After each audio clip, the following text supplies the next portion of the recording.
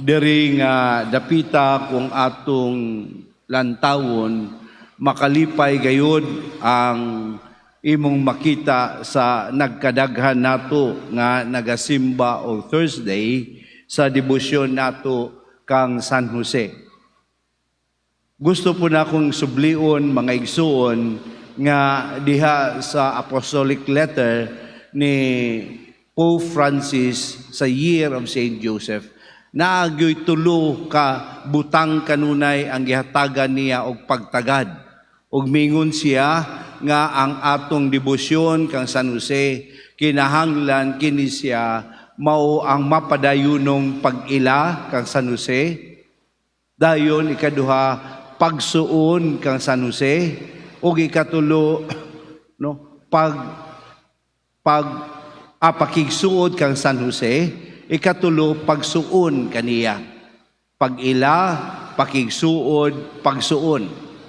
Nga mauning ato usab nga gikuhang direksyon diha sa atong paghimo sa confraternity. Nga ang kinabuhi sa usa ka membro sa confraternity magsubay gayon sa mapadayunong pag-ila kang San Jose, maningkamot gayud nga atong suuron si San Jose nga atong spiritual father, ug atong paningkamutan nga sunon ang iyang mga bertud.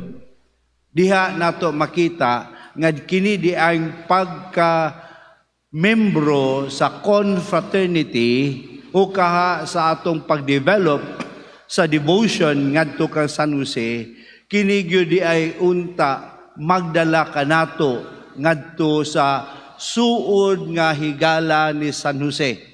Suod nga higala nga mura na nato siya BFF, mura na unta nato si San Jose og best friend matud pa sa atong pag-ila kaniya. Uban niya na mga igsuon, nindot nga diha sa ebanghelyo na atay model of who is a best friend. O dinhi makita nato nga ang friends sa mga paralitiko, ang higala sa mga paralitiko, midala kaniya ngadto kang Jesus. Unya nakita nila, kabalo kita sa hataas nga versyon ni ining maong ebanghelyo, nakita nila nga dili nila pwede dalhon ang usa ka paralitiko duol ngadto kang si Jesus sa conventional way, sa yanong nga pamaagi. Unsa may yanong nga pamaagi? Iagi sa pultahan, unya mag-excuse sa mga tao hangtod maduol sila kang Jesus. Kay perting daghana na ang interesado nga mahimong best friend ni Jesus, kay gusto silang maminaw ug makakita kaniya. Apan kining tinuod nga best friend sa paralitiko, wala mohunong niini. They went to an unconventional alternative way nga ang atong nasayran ilang giukab ang atop, dayon ilang gituntun ang paralitiko tungod gayud kang Jesus. Ug ang reaksyon ni Jesus atong nadungog sa ebanghelyo nga nangangha siya sa pagka-best friend nila sa paralitiko. Ug ngano man, tungod lang ba kay gidala nila si Jesus, ang paralitiko kang Jesus, tungod sa ilang pagtuo. Ang nakatandog ni Jesus sa pag-ayo sa maong paralitiko, dili lamang ang pagtuo sa paralitiko, kundi ang pagtuo sa iyang mga BFF nga nagtuntun kaniya ngadto gikan sa taas, ngadto duol kang Jesus. Nga gani na ni protesta sa pamaagi ni Jesus nga mingon siya gipasaylo na yung mga nagpasipalan ni sa Ginoo. Giprove ni Jesus at tubangan sa katawhan nga kining iyang pag-ayo, dili lang ang pag-ayo nga tawhanon, kundi ang pag-ayo nga Dios nun. Nga kung imposible kanila, mutuo kaniya sa iyang pagka-Dios nun, gipakita niya nga ang iyang gahom diha sa isip anak sa Dios, isip usa ka tawo nga Mesiyas, gipakita niya nga Kini, bisan dili hisgutanan sa pagtuo, nga ako'y gahom niini. Maunang mingon siya, no? Bangon o dalha ang imong gihigdaan og pauli sa inyo. Kung atong lantawon mga igsoon, nindot kaayo nga atong kutluan og pagtulunan kini. Una sa tanan, kung atong lantawon, si San Jose ang atong best friend unta. Si San Jose ang atong spiritual father. Nga in a way, mangita yun siya paagi nga ikaw ako nga nagdebosyon nga na kaniya, mahisuod ngadto sa iyang anak. Dalhon yun kita ni San Jose ngadto sa iyang anak nga mao si Jesus. Bisag unsa pa kalisod, bisan pag imong nahuna nga imposible. Madahabak ha, Father, ang akong bana nga palahubog kaayo ngadto kang Jesus. Ingna si San Jose. Ayaw sa ako. Ngano man, siya ang atong spiritual father. Mu-question ta kaniya sa iyang ability as a spiritual father if we do not know him, that being a spiritual father is becoming a best friend to him. Nga mao ni ang mao ni giingon ni Pope Francis, ilhon ako siya para ako siyang masuod nga ako spiritual father kay kibalo ko nga si San Jose mudala kanako ngadto kang Jesus. Remember, salvation is in Jesus Christ. That is why Saint Joseph brings us near to Christ. No? Kung ang atong debosyon o ang atong pagkamembro sa confraternity hangtod lang kang San Jose, period, o dili mo dagayday ngadto sa pagdala ni San Jose ngadto sa suod kang Jesus, kuwang wa na to siya mailhan nga di ay siya ti ang tinuod nga spiritual father nato nga una niyang gimatuto si Jesus gayud.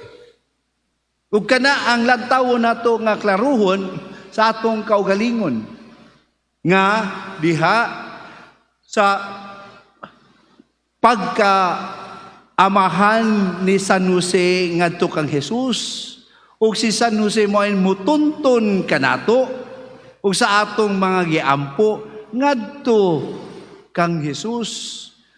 Dili gyud makaingon si Jesus, tay, abuso naman ang imo, kundili malipay siya nga makakita sa dako kaayong pagtabang ni San Jose diha kanato. That is why we know Saint Joseph as a patron saint, protector of the church. Dili siya security guard sa simbahan, kundili siya protector sa simbahan nga diin ang iyang tumong og tinguha mahisuod kita ngadto kang Kristo. I-allow nato si San Jose nga ituntun ta niya ngadto sa iyang anak. No? Ambot lang og nakatry na ba mo anang mga challenge nga kanabang paambakon ka, no?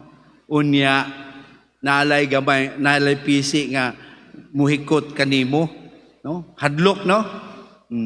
Naay mga leadership training nga ang imong best friend to sa likod, ang imong kauban sa opisina to sa likod. Unya mingon dayon ang leader, okay, tumba sa likod kay katson ka sa imong best friend. Katry na mo ana. Bisag kaila nimo ni magduda ka oy. Tan-awon nimo sa makaduha. Katson baka kuani, sawon baka kuani. Kay kung di ka sawon, na di lang ka mulagapak tingalig ang imong ulo mabuak. Pero kini mga igsoon kung atong ilhon si San Jose, makaingon kita isip spiritual father, sawon jud kaniya Bisan sa atong kahadlok, sawon jud ta niya. Ituntun gayud kita niya. Ug siguraduhon niya sa pagtuntun kanato, di ta mayabo kundili mapahimutang ngadto duol kang Kristo. So kung kini ang atong kasinatian kang San Jose, kini pud ang atong buhaton ngadto sa uban. Kita pud ang mga members sa confraternity mo'y mutuntun sa atong mga kaigsunan ngadto duol kang Hesus. Karon sa imong pagsimba, kinsa may imong gituntun ngadto duol kang Hesus? Naa ba? Wa gid pa der. Ang akong gituntun ako rang kaugalingon. Nganuman kanang akong gipangayo karon kana ra mga grasya nga akong maayuhon. No? Mo nay kalisdanan. Kay kita mismo di pod makatuntun kang Hesus sa atong mga kaigsunan ngadto kang Hesus. Kana atong pangayoon kang San Jose. Nga dili lang kita ituntun. Kita usab sa atong mga kasinatian o atong debosyon makatuntun sa uban ngadto duol kang Hesus. Nga ang atong ituntun kanang usahay murag imposible nang maayo ba? Nya naaraman ni sa atong kasilinganan, naaraman ni sa atong panimalay. No?